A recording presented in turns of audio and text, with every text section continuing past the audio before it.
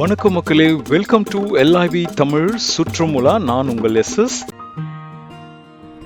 மக்களே, இன்னைக்கு எங்களுடைய இந்த பயணம் தேனி மாவட்டத்தில் இருக்கக்கூடிய ராயப்பன்பட்டியிலிருந்து ஆரம்பிச்சு சின்னமனூருக்கு பக்கத்தில் இருக்கக்கூடிய மேகமலை அப்படின்ற ஹில்ஸை நோக்கி தான் நாங்கள் போயிட்டு இருக்கோம். இங்கே ஒரு 1 நைட் ஸ்டே பண்ணிட்டு அடுத்த நாள் காலையில் ரிட்டர்ன் திரும்ப வர்றது தான் எங்களுடைய பிளான்.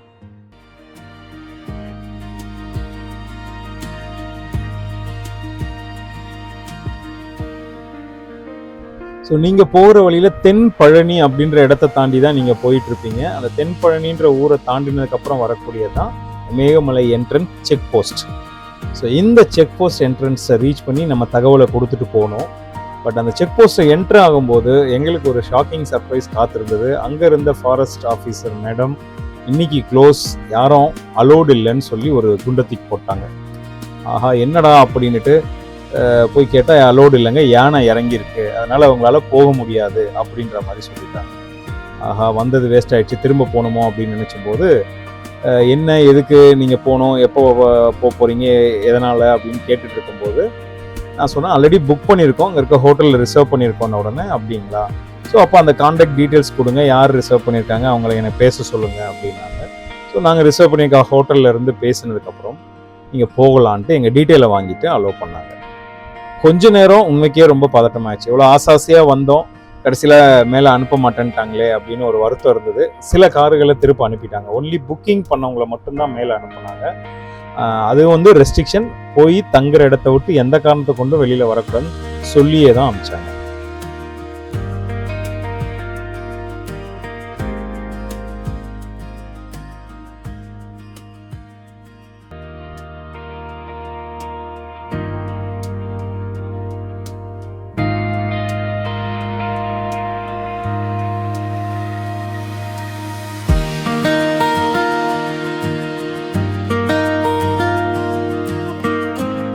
ஒரு 10 வருஷங்களா இந்த சுற்றுலா போகிற ஒரு அனுபவத்தை ஸ்டார்ட் பண்ணி ஃபேமிலியோட போகிற அந்த ஒரு ஃபீல் ஆஃப் குட் எக்ஸ்பீரியன்ஸை நான் பண்ணிட்டு வந்துட்டு இருக்கேன்.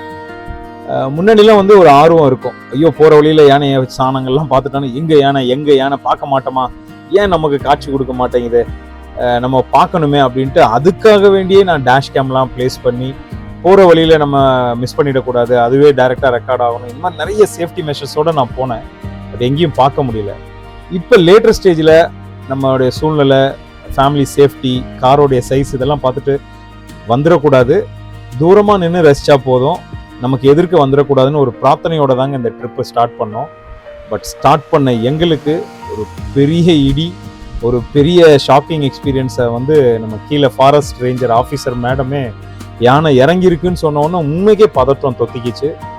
எங்கேயாவது நம்ம முன்னாடி வந்துருச்சுன்னா ஹில்ஸ் டிரைவ் பண்ணுவோம், பட் ஸ்டில் அது நம்மளை சேஸ் பண்ணிச்சுன்னா என்ன பண்ணுறது, அந்த ஒரு பெரிய பதட்டம் அதெல்லாம் இருக்கும்போது ஒரு திகில் அனுபவத்தோடைய திக் மூமெண்ட்டோட தான் நான் இந்த ஹைவேவிஸ் டேம் கிட்ட நின்னோம். மக்களே, எதிர்பார்த்தபடி எங்கள் வண்டியை ஹைவேவிஸ் டேம் கிட்ட இருந்த ஃபாரஸ்ட் ரேஞ்சர் ஆஃபீஸர் ஸ்டாப் பண்ணிட்டாங்க. என்ன ரீசன் பார்த்தா, அங்கேருந்து அடுத்த பெண்டு திரும்புகிற இறக்கத்தில் ஒரு தாய் யானையும் குட்டி யானையும் இருக்கிறதாகவும், அதனால் வண்டியை ஸ்டாப் பண்ணுங்க, இதுக்கு மேலே போகக்கூடாது, நாங்கள் சேஃப்டி கிளியரன்ஸ் கொடுத்ததுக்கு அப்புறம் தான் மூவ் பண்ணணும் அப்படின்னு சொல்லி எங்களை ஸ்டாப் பண்ணிட்டாங்க. உண்மைக்கே பக் திக் மூமெண்ட் தாங்க அப்போ இருந்தது. எதிரே பார்க்கல இப்படி ஒரு சுச்சுவேஷனில் நாங்கள் மாட்டுவோன்ட்டு.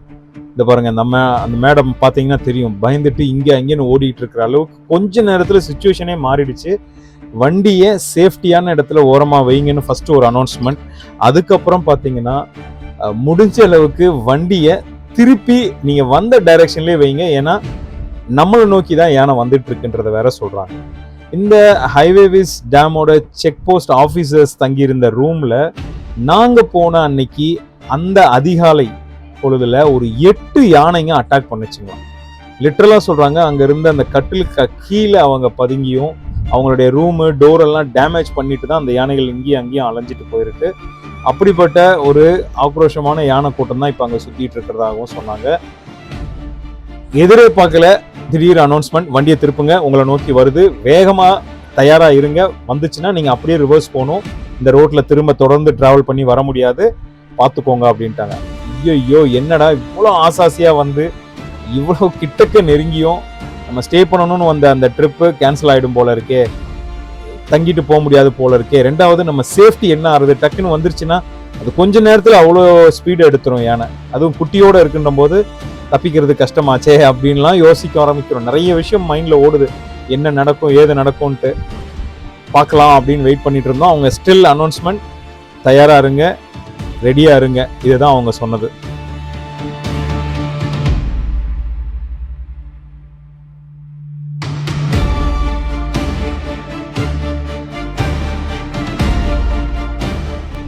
ஃபைனலாக நாங்கள் எது நடந்துடக்கூடாது எது வேண்டான்னு நினச்சோமோ அதுதான் எங்கள் கண்ணு முன்னாடி நடந்தது. யானைக்குட்டியும் யானையும் வந்துடுச்சு.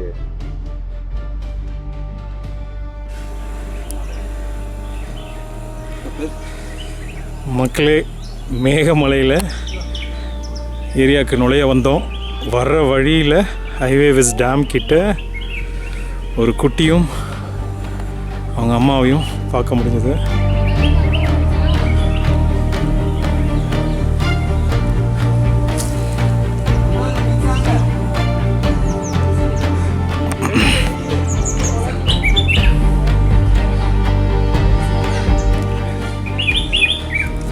அதான் இல்லை அப்படியே அந்த ஓரமாக நிற்கிது. அந்த கார்னர் போயிடுச்சு. பெருசு இன்னும் வரல, பெருசு வரல. உள்ள போற வழி நம்ம அங்க நின்று பாப்போம்ல, பாறை கூப்பிடுது அவங்க அம்மா. பாறை மேல ஒரு குட்டி, அதான் குட்டி அங்கதான் நிக்குது, இன்னும் போகல. மக்களே, இப்போ இந்த குட்டி யானை கரெக்டாக அந்த ஒரு பெண்டு நம்ம போய் இப்போ அந்த யானை போகுது இல்லையா, அந்த இதில் லெஃப்டில் கீழே இறங்கணும், நம்ம திரும்பணும். அந்த திரும்புகிற இடத்துக்கு கீழே தான் அதோடைய தாய் பெரிய யானை இலையை பறித்து சாப்பிட்டுட்டு இருந்துச்சு. கிட்டெல்லாம் போகிறதுக்கு வாய்ப்பே கிடையாது, அவ்வளோ ஜெய்ஜாண்டிக்காக பெருசாக இருந்துச்சுங்க பார்க்க. வருது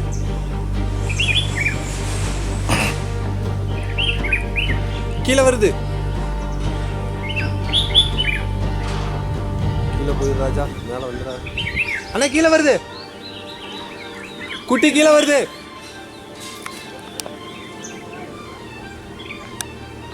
ஓகே அண்ணா, போதுங்களா?